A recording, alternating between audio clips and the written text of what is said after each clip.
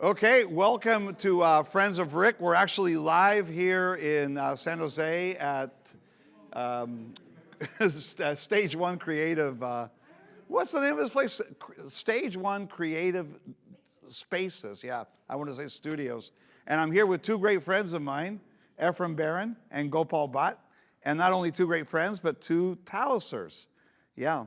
And actually also clients at some point. You at Barclays Global, you at eBay, and a few other places. So welcome, guys. We're taping live. It's a lot of fun. We're going to do this 5 minutes on the hot seat. Ephraim, part of what I love about Silicon Valley and part of the point of Friends of Rick is that I think that this valley is unique because of the people that are here. It really is about the people. I'm blown away by this valley. I was born in Guatemala, love it. I'm gonna die here. If we could annex this place and turn it into a country, you got my vote. What was your path here, Ephraim, and how do we know each other? So my path here was I grew up in Boston, and I thought Boston was a techie town, and that was the time when computers were getting started. So there was Prime, there was Data General, there was Digital Equipment Corporation, and I thought that was the center of the computing universe. And then I came out here for grad school, and suddenly it's like a whole order of magnitude higher. Different. Yeah.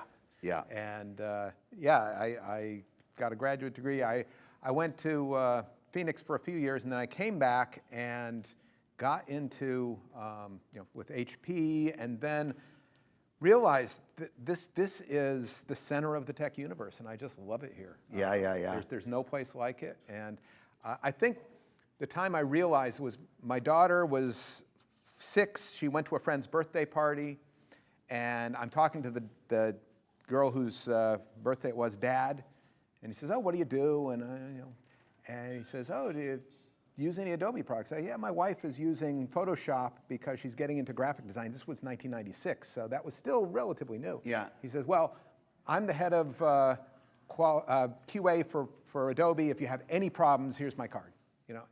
That doesn't happen in other places. It's just those connections that you have. So this place is really, really unique that way. And we met at Barclays Global Investors back in the late 90-ish, early 2000. Actually, no, that was, I want to say 2007 to 2008, because I was there when the crash happened. It wasn't my fault. Okay. And had all these Tausers, and I'm like, wow, there's so many talented people, and where do they come from? And so, Alex Stewart and... I created them. Yes. I'm kidding. I found them is what I did.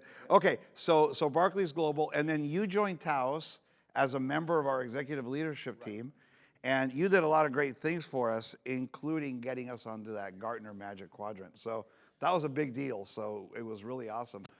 What has it been like post-Taos working at Gartner as a strategist, whatever the hell you do? Well, it's funny because I say, and I say this to people at Gartner, and they get a little bit defensive, but I give the same advice that I would give if I were a member of the client's company, but they listen to me when I'm at Gartner, or at least they pretend to listen to me. And the nice thing is then at the end of the day, it's their drama, it's not my drama. So if they don't take my advice, it doesn't hurt my feelings. Yeah. But I get to talk to so many companies. You must be just learning so much about all the time. Stuff. Yeah.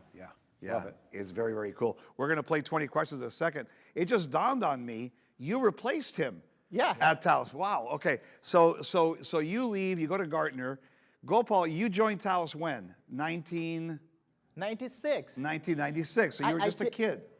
Yeah. I was a kid. You were a kid. Yeah. We were kids. I Okay. came in the morning for the interview, and within 2 hours, you had the job offer for me. Yeah. That was my first job here, a full-time job. So that was excellent. Yeah. That was very impressive how you focused on talent at that time. Just recognized people in the valley. You used to create these parties where you attract people who are like Linux geeks and system administrators and Perl programmers. We at had that the Unix time. market cornered, We used to man. have that. And we hosted the first Red Hat event, if you remember. 1997. That's when yeah. I got this hat. This is the hat that was given to me by the founder of Red Hat Linux. Yeah. Back in 1997 at an event that Taos and he hosted. Yeah. We had like 1,000 people there. Yeah. You remember that? Yeah. You Yeah. were a practice leader for us. Yeah. Okay. So you left. You went to eBay. Where else did you go? I went to eBay, Electronic Arts, and after that I went into the startup companies. Yeah. Like AVG. I had three successful exits. One is the IPO at AVG, and after that, yeah, eBay, which got acquired by Yeah. Rakuten. Then I started my consulting company that I was talking to you, and then I became part of because that was Yeah. the right timing. And I joined Yeah, Talos we were doing after business at that, yeah. Rakuten. I remember that.